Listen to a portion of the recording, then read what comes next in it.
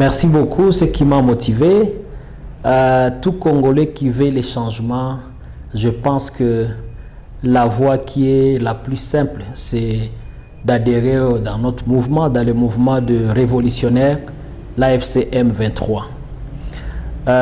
Pourquoi je l'ai dit?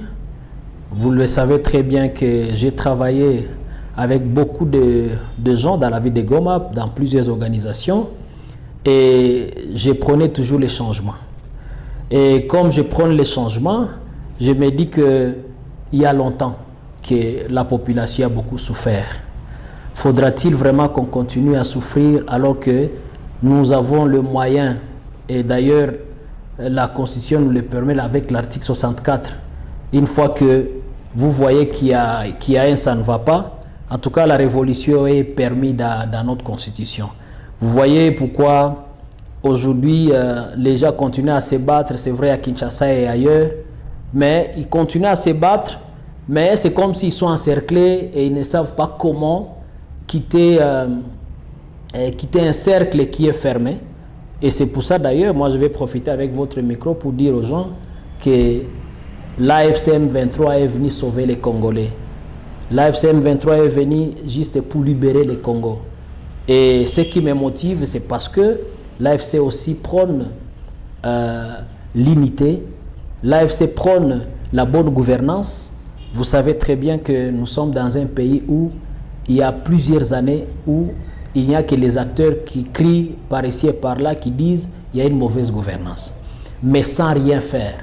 Vous savez, nous sommes tous devant l'histoire et je crois que demain ou après-demain, même nos enfants nous poseront plusieurs questions. Vous savez, il y a un adage qui a toujours dit que, d'après John Kennedy, il dit « Ne te pose pas la question de savoir ce que le pays a déjà fait pour toi, mais pose-toi la question de savoir ce que tu as déjà fait pour le pays. » Ça veut dire quoi? Notre contribution dans cette révolution va sauver beaucoup de Congolais. Le peu de temps que l'AFC M23 est à Goma et ailleurs, beaucoup déjà peuvent le témoigner, que nous avons un offre de soulagement par rapport d'abord à la paix, par rapport à des petites choses que la population avait besoin, comme l'eau, l'électricité. Vous êtes vous-même témoin, comme journaliste, vous pouvez les témoigner. Et donc, je pense que si on donne la force à ces mouvements de sauver ou de récupérer tout le pays, je pense que les Congolais auront beaucoup fait beaucoup de choses. Je ne suis pas porte-parole du mouvement, mais au moins le peu de temps que je viens de passer dans le mouvement, j'essaie d'expliquer ou même j'ai déjà compris c'est quoi ce que le mouvement est en train d'encourager en termes de développement, en termes de l'unité comme je l'ai dit, mais pour la liberté.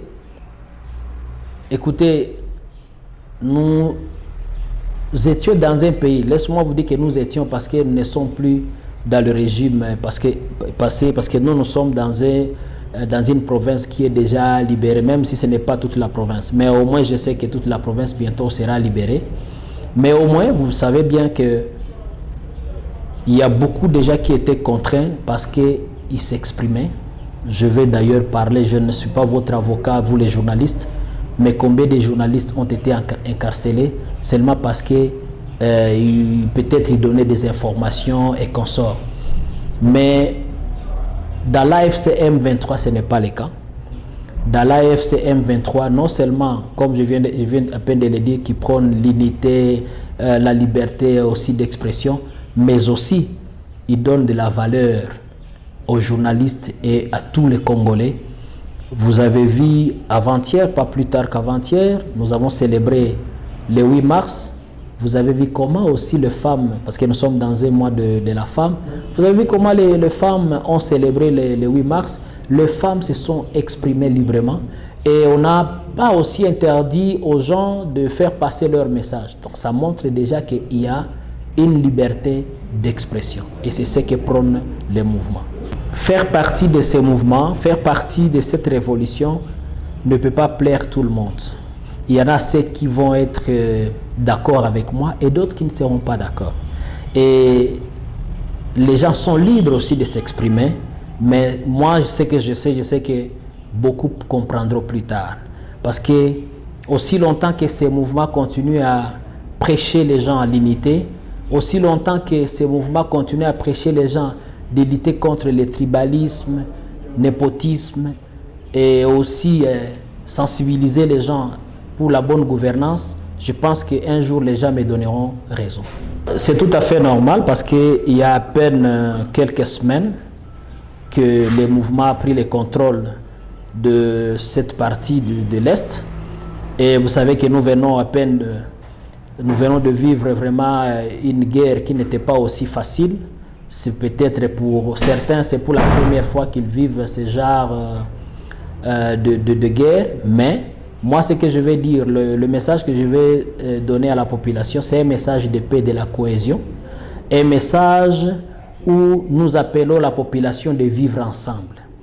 L'unité, la cohabitation pacifique.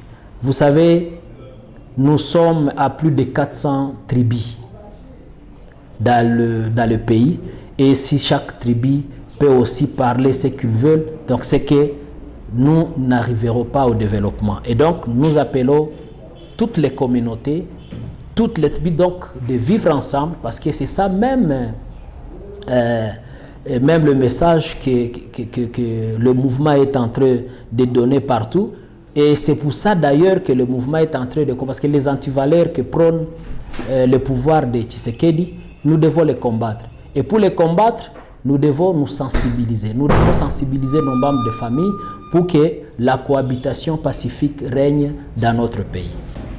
Vous savez que le mouvement, l'AFCM 23, ne sera pas capable de sécuriser chaque porte de Goma ou chaque individu dans la ville de Goma. Mais nous pouvons nous sécuriser en donnant des informations vraies et aussi en étant en étroite collaboration avec les autorités de la place. Nous appelons tout le monde d'être les gens des renseignements, parce que tous nous devons jouer ces services-là de renseignement. Ne pensez pas que les services de renseignement, c'est seulement pour un groupe, mais c'est pour nous tous. Cela va nous permettre de savoir où se trouve l'ennemi et aussi donner l'information à qui de droit, et pour nous permettre, bien sûr, ou soit pour permettre aux autorités d'agir au temps voulu.